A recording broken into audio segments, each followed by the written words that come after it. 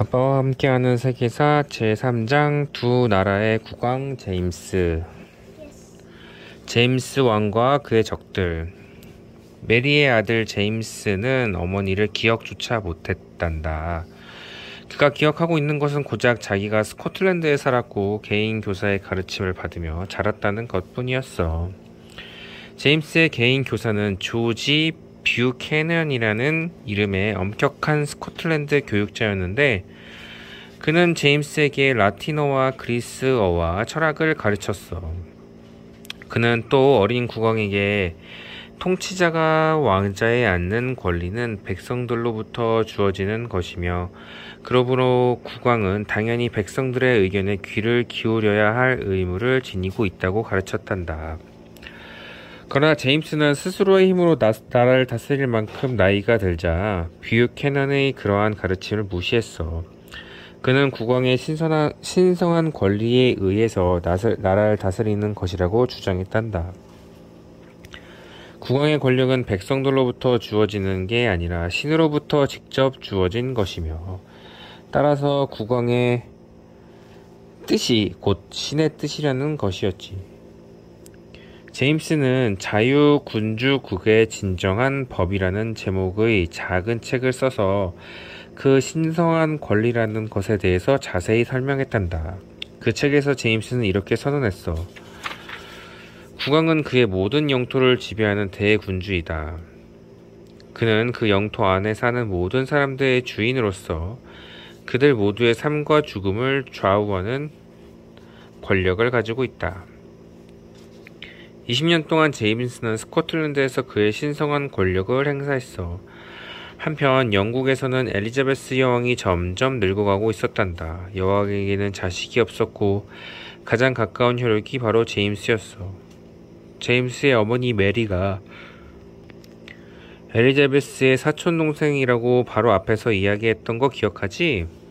마침내 엘리자베스 여왕이 죽자 제임스가 영국의 국왕이 되었어.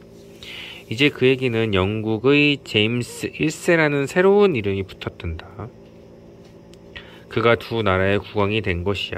그때로부터 그는 스코틀랜드의 제임스 6세이며 영국의 제임스 1세라는 이름으로 역사에 기록되었어. 제임스는 영국 국왕에 오르기 위한 대관식을 치르기 위해서 남쪽으로 내려갔어. 500명의 지도자급 런던 시민들이 화려한 치장을 하고 나와서 제임스를 맞이했다는구나. 제임스의 즉위를 기념하기 위해서 화려한 시가 행진이 계획되어 있었는데 그 행렬에는 저 유명한 극작가 윌리엄 세익스피어도 깰 예정이었대. 제임스는 남쪽 나라 영국의 풍요와 사치에 눈이 어질어질했어. 거기에 비하면 스코틀랜드 내 궁전은 초라하기 짝이 없는 것 같았지. 그런데 너무너무 화려한 대관식이 준비되고 있던 동안에 흑사병이라고 하는 무서운 질병이 런던 전 지역에 퍼져가고 있었어. 일주일에 1,000명 이상의 사람이 죽어나가는 지경이었대. 런던 사람들은 질병이 더욱 빠르게 퍼질까 봐서 한자리에 모이지 않으려고 했지. 그래서 제임스의 화려한 대관식과 성대한 축하 행사를 모두 취소할 수밖에 없었어.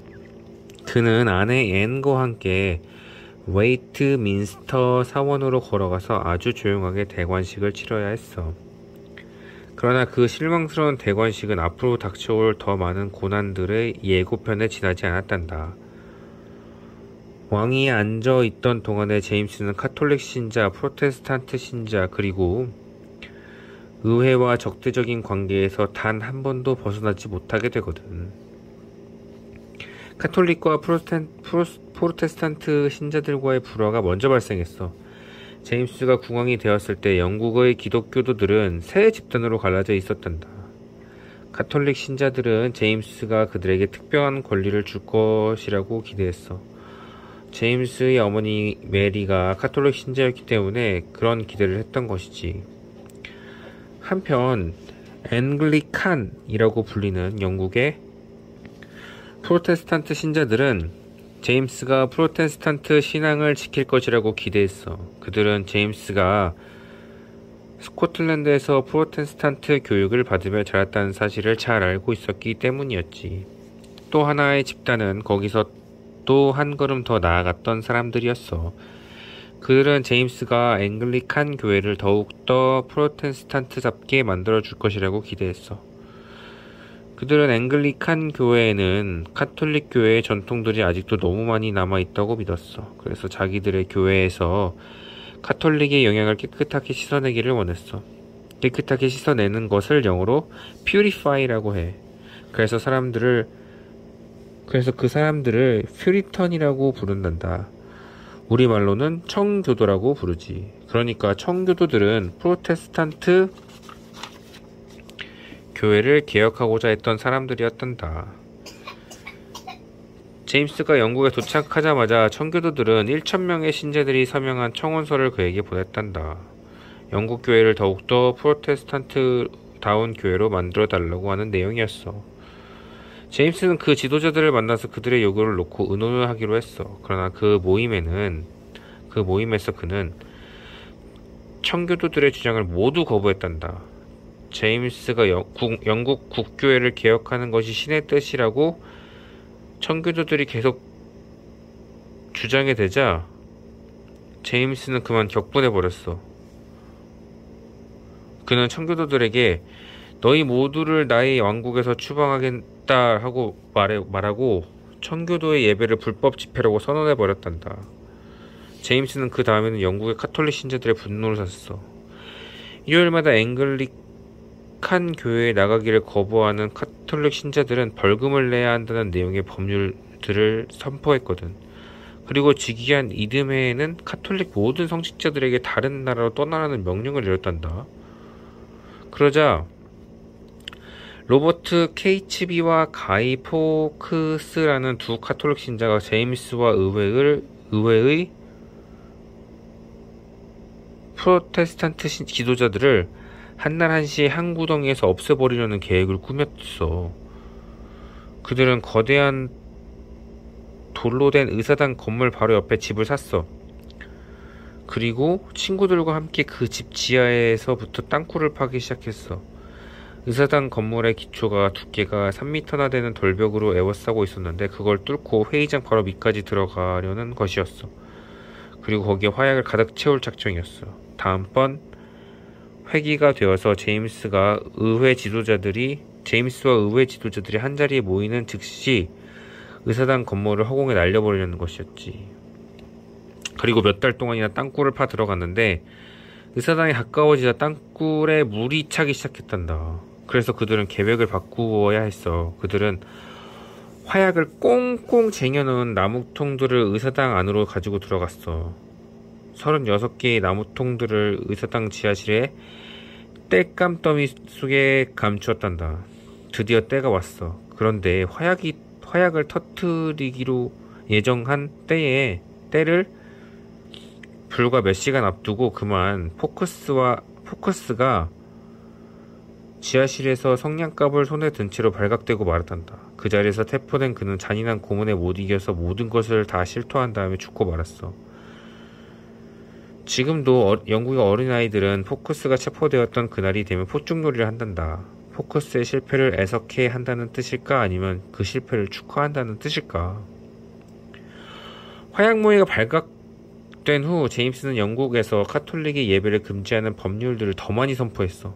그래서 이제는 청교도들 뿐만 아니라 카톨릭 신자들도 제임스의 적이 되었단다. 그리고 오래지 않아서 의회까지도 제임스의 적이 되고 말았어.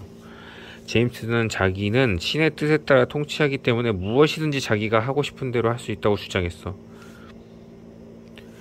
그는 국왕은 법 위에 있다라고 선언했어. 의회가 제임스의 명령을 고지고대로 듣지 않자 제임스는 의원들에게 이렇게 말했다는구나. 군주제는 이 세상에서 가장 위대한 제도이다. 국왕은 하나님이 그러하신 것과 꼭 마찬가지로 그의 모든 백성들의 삶과 죽음을 좌지할 수 있는 권한을 가지고 있기 때문에 왕이라기보다는 신이라고 불리는 것이 타당하다. 국왕은 오직 하나님 앞에서만 그의 행위에 대한 책임을 질 뿐이다. 따라서 누구든지 국왕한테 이래라 저래라 간섭하는 것은 죄를 짓는 것이다. 그리고 제임스는 의원들을 모두 집으로 돌려보내버렸어. 자기 혼자서 나라를 다스리겠다는 것이었지.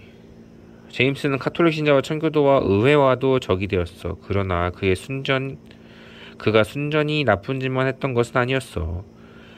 제임스는 그 이름이 역사에 길이길이 기록되도록 만든 업적을 한 가지 남겼단다. 그것에는 나라 안에 사는 모든 사람들이 카톨릭도 앵글리칸도 청교도도 똑같은 성경을 읽을 수 있도록 전혀 새로운 영역본 성경을 만들었다는 것이야. 그는 54명의 학자들을 선정해서 새로운 번역 작업을 시켰어. 그 작업은 제임스가 왕위에 오른 지 8년 후에 완성되었단다. 킹 제임스 판 본이라고 불리는 이 성경은 지금도 전 세계 수많은 사람들이 사용하고 있는데 우리가 흠정 영역 성서라고 부르는 성경이 바로 그것이란다. 식민지 제임스타운과 포카혼타스. 스페인 사람들이 남아메리카로부터 금을 바리바리 실어서 펠리페 2세에게 가져다 바치는 걸 보면서 제임스는 셈이나 견딜 수가 없었단다. 자기도 단단히 한몫을 가지고 싶었던 거야. 그래서 그는 한 무리의 부자들에게 북아메리카로 금을 캐러 가도록 특별히 허락했어. 그 부자들은 돈을 모아서 수잔 콘스탄트, 갓스피드, 디스커버리라는 이름의 세 척의 배를 샀어. 그들은 음식과 연장들을 가득 실어놓고 북아메리카로 금을 캐러 가는데 지원하는 사람들에게 나중에 신대륙에서 땅을 주겠다고 선전했어.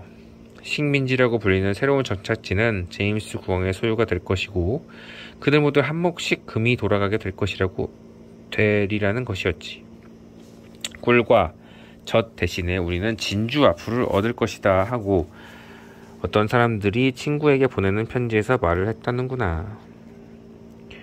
벽돌공들과 대장장이들과 돛 제작자들과 금 세공인들을 가득 태운 세 척의 배가 몹시 추운 12월의 어느 날 출항했어. 그러나 서쪽으로 향해 뱃머리를 돌리자마자 강풍이 닥치는 바람에 그들은 앞으로 나아갈 수 없었단다. 그리고 6주 동안 바람에 떠밀려 다니다가 육지가 보이지 않는 망망대해로 밀려나갔어. 희망이 들뜬 채로 출항했던 식민지 개척자들은 갑판 아래의 작은 선실에서 오종종하게 틀어박힌 채 차례로 병이 들어갔어. 곧 서로가 서로를 잡아먹을 것처럼 분위기가 살벌해졌어. 마침내 바람이 바뀌고 세 척의 배들은 대양을 가로지르는 멀고 먼 항해를 시작했어. 식민지를 개척하러 나선 그 사람들은 돌처럼 굳어버린 비스킷과 소금에 절인 고기로 목숨을 이어가며 5달 동안이나 비참하게 짝이 없는 상태로 항해를 했어. 나무통에 담아 가지고 온 맑은 물은 이끼가 껴서 시퍼렇게 변해버렸기 때문에 고작 목이나 축일 뿐 목욕은 꿈도 꿀 수가 없었단다. 마침내 북아메리카의 해변이 저 멀리 나타나고 세 척의 배는 드디어 상륙했어.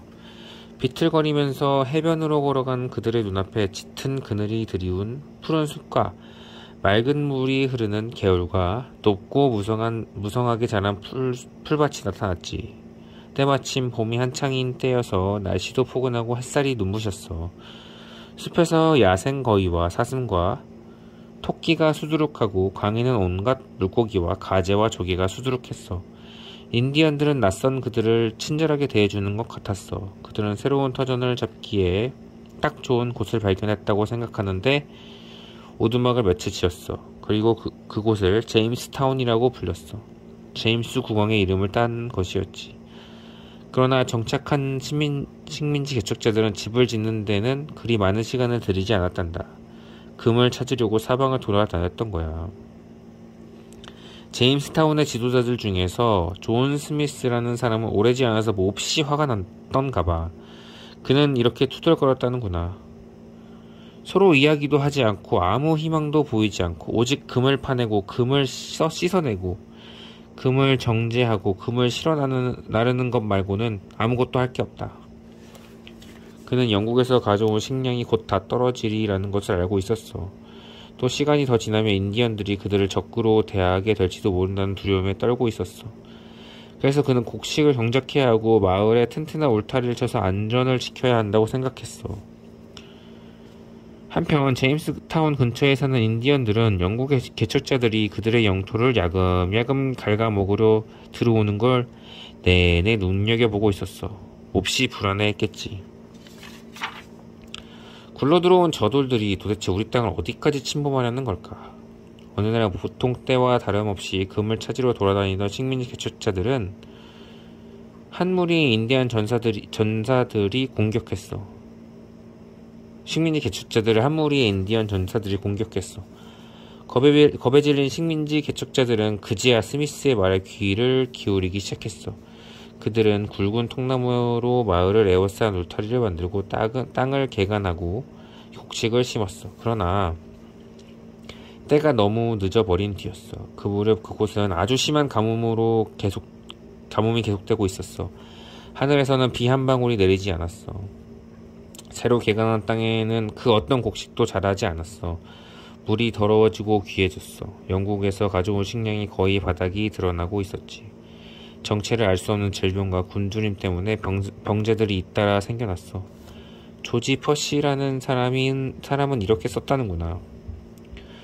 우리처럼 비참한 신사가 된 영국인은 이제까지 아무도 없었을 것이다. 물에 불린 보리 한 그릇을 5명이서 갈라 먹어야 했다. 단 하룻밤 사이에 서너 명이 죽어가는 때도 있었다. 가을까지 식민지 개척자들은 절반이 죽었대. 이윽고 겨울이 왔어. 아직 목숨이 붙어있는 사람들은 썰렁한 나무 오두막집에 틀어박혀서 지내야 했어. 추위에 발이 얼어붙고 굶주림 때문에 온몸의 뼈마디가 퉁퉁 부어올랐어. 그러나 스미스는 제임스타운의 운명이 그렇게 끝나는 것을 보고만 있지 않았어. 크리스마스 직전에 그는 아직 그런대로 건강을 유지하고 있던 몇몇 사람들을 모아서 먹을 것을 찾아 나섰어. 그들은 숲 사이로 흐르는 깊은 강을 천천히 거슬러 올라갔어. 갈수록 물이 얕아지고 강폭이 좁아졌지. 덤불이 무성한 뚝이 양쪽에 솟아있고 길게 들어워진 찔레 덩굴이 카누에 닿아 그들의 얼굴을 긁어댔어. 이윽고 그들은 쓰러진 고목이 강을 가로막은 곳에 도착하자 더 이상 앞으로 나아갈 수 없게 되었어. 스미스는 카누를 물가에 대고 동료들에게 말했어. 강둑에 올라가서 먹을 것을 준비해. 나는 근처를 살펴보고 올게. 스미스는 진흙이 질펀한 강변을 따라 올라갔어. 강이 위쪽으로 구불구불 휘감아 올라가고 있었어. 얼마 가지 않아서 동료들이 보이지 않았지. 그는 걸음을 멈추고 주위를 돌아보았어. 그런데 갑자기 저만치 앞에서 희미하게 휘파람 소리가 들리는 거야. 난데없이 나는 화살 한 대가 두꺼운 가죽 바지에 허벅지를 맞고 튕겨나갔어. 스미스는 황급히 권총을 뽑아가지고 고함을 질렀어. 더물 속에 밤쯤 몸을 숨긴 2명의 인디언들이 보였어. 그들은 또 화살을 쏘려고 하고 있었어. 스미스는 뒤돌아가지고 얕은 물속에 빠져버렸어. 뒤돌아서 달리다가 얕은 물속에 빠져버렸어. 더 많은 인디언들이 나타나서 그를 향해 달려왔어. 스미스는 진흙탕 속에서 첨벙첨벙 뛰면서 뒤를 향해 권총을 쏘아댔어. 총알이 다 떨어질 때쯤 그는 허리까지 차오른 진흙탕 속에서 꼼짝 못하게 되어버렸어. 스미스는 총알이 떨어진 권총을 던져버리고 두 손을 번쩍 치켜들었지. 인디언들이 그를 진흙탕 속에서 끌어내서 울창한 숨길로 데리고 갔어. 이윽고 넓은 개활지가 나타났어. 인디언들의 집이 촘촘히 들어선 곳이었어. 어린아이들이 근처에서 끼리끼리 모여놀고 여자들은 음식을 만들거나 물을 길어 나르고 있었어. 마을의 한가운데 유난히 큰 집이 있었어. 그 인디언 부족 추장인 포우하탄이 사는 집이었어. 포우하탄은 그 집 안에서 두꺼운 돗자리 위에 앉아 있었어. 너구리 가죽으로 만든 화려한 옷을 입었고 진주를 꿰어 만든 염주를 치렁치렁 걸치고 있었으며 주위에는 전사들의 우두머리들이 둘러서 있었어. 그는 온몸에 진흙 칠갑을 한 영국인을 한참 동안 아무 말 없이 쳐다보기만 했어. 두 사람은 물론 말이 통할 리가 없었겠지. 그러나 스미스는 그 새 인디언들의 말을 몇 마디 배웠고 인디언들 중에서 영어를 아주 조금은 알아듣는 사람이 있었던가 봐. 그래서 포우하탄과 스미스는 간신히 대화를 할 수 있었어. 그들이 그때 주고받은 이야기를 뜻만 옮겨놓는다면 대충 다음과 같을 거라고 짐작이 돼. 당신들은 무엇을 하러 땅에 왔소? 우리 땅에 왔소? 포우하탄이 물었어. 스미스가 대답했어. 우리는 스페인 놈들과 싸우다가 쫓겨서 우연히 당신네 땅의 해변에 닿았어요. 그런데 배마다 구멍이 숭숭 뚫려서 물이 새기 때문에 떠날 수가 없게 되었다고. 그런데 왜 이렇게 해변에서 먼 곳까지 와서 기웃거리는 거요? 포우하탄이 다그쳤어. 스미스는 재빨리 머리를 굴려 좋은 꾀를 생각해냈지. 그가 말했어. 주장님, 강상류에 당신들하고 늘 싸우는 부족이 있다는 걸 알아요. 우리는 그자들을 물리치려고 여기까지 왔답니다. 포우하탄이 말했어. 그게 정말이라면 당신들하고 우리는 앞으로 사이좋게 지낼 수 있을 것이요. 그래서 스미스가 포우하탄의 부족을 절대로 해치지 않겠다고 약속하자 포우하탄은 그를 제임스타운으로 무사히 돌려보냈단다. 그 후 제임스타운의 또 다른 지도자인 존 롤프라는 사람은 포우하탄의 딸 포카혼타스와 결혼을 했어. 포카혼타스라는 제목의 만화 영화가 있다는 걸 너도 알 거야. 몰라요. 그 영화가 바로 이 이야기를 소재로 한 것이란다. 제임스타운 사람들과 포우하탄 부족은 이제 진짜 친구가 되어서 평화롭게 살게 된 것이야. 그리고 제임스타운 식민지는 날로 번창해 갔어. 드디어 영국인들이 북아메리카 땅에 정착하게 된 것이란다.